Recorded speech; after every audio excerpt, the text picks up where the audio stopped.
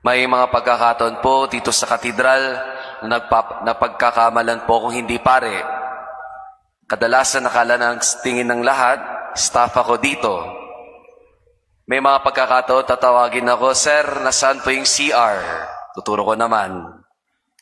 May mga pagkakataon na tatanungin ako, "Sir, saan po yung bentahan ng kandila po dito? Magdarasal po ako sa mga santo." Tuturo ko naman. May isang pagkakataon na nagpagkamalan akong sakristan nung pumunta po ko sa isang barangay. Bit-bit ang maskit.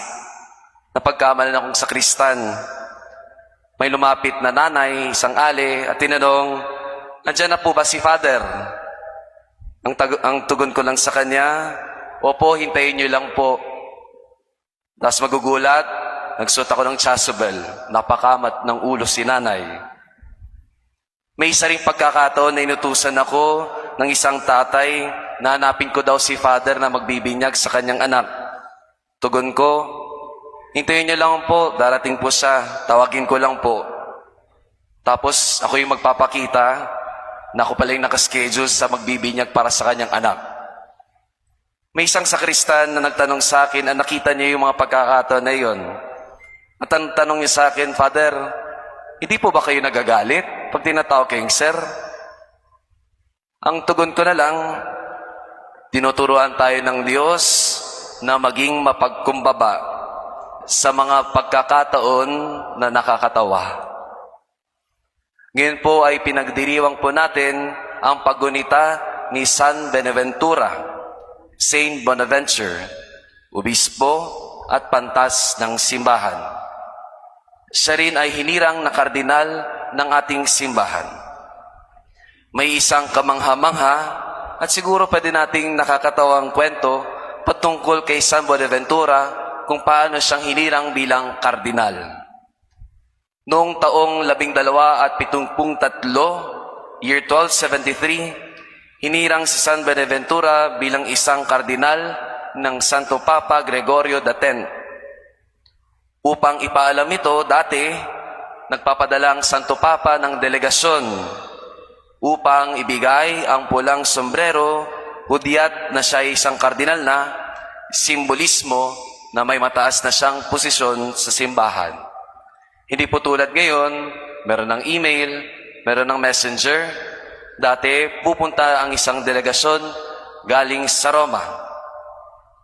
Nung dumating na ang delegasyon, sa mismong konbento ng mga Pransiskano kung saan si San Benaventura, natagpuan nila si San Benaventura na naghuhugas lamang ng mga plato sa kusina. Saint Bonaventure was washing the dishes. Sa halip na nung nalaman niya na may delegasyon galing sa Roma at hinihirang na siyang bilang kardinal ng simbahan, imbis magmadali, imbis na mag-aligaga, hiniling niya sa mga sugo ng Santo Papa na isabit muna ang pulang sombrero sa puno at hintayin siyang matapos maghugas ng plato. Mas pinili niyang tapusin ang simpleng payak na bagay na paglilingkod kaysa agad tanggapin ang mataas na katungkulan. So what is the lesson from that story? Tinuturo sa atin ni San Bonaventura na manatiling maging mapagkumbaba, na sana kapag tayo bibigyan na mataas na posisyon, matuto sana tayong alamin na ito'y isang responsibilidad lamang. Saint Bonaventure never let power or position distract him from serving with love, even in the smallest tasks.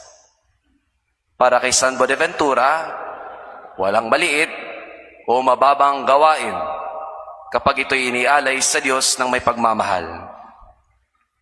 Mga kapatid kay Kristo, lalo na po ang mga naglilingkod dito sa katedral, sana po, wag sana tayong magyabang ko ng posisyon na meron man tayo. Huwag sana tayong umasta na mas kaya pa natin yung mga pari o magpari-parian. Matuto tayong mapagkumbaba lalo na pag binigay sa atin ang posisyon na nararapat sa atin dahil ito'y isang responsibilidad at hindi title. Wika ni Saint Bonaventure, if you learn everything except Christ, you learn from nothing. If you learn nothing except Christ, you learn everything. Ulitin ko. If you learn everything except Christ, you learn nothing. If you learn nothing except Christ, you learn everything. Sa Tagalog, kapag matututuhan mo ang lahat maliban kay Kristo, wala kang tunay na natutuhan. Ngunit kung si Kristo lamang ang iyong natutunan, natutunan mo na ang lahat. Naway matuto rin tayo kay San Bonaventura sa pagkanyang pagkapumpabang loob na kahit binagyan na siya ng mataas ng posisyon, alam niya na siya'y magsisilbi lamang sa Diyos at sa inang simbahan. Saint Bonaventure, pray for us.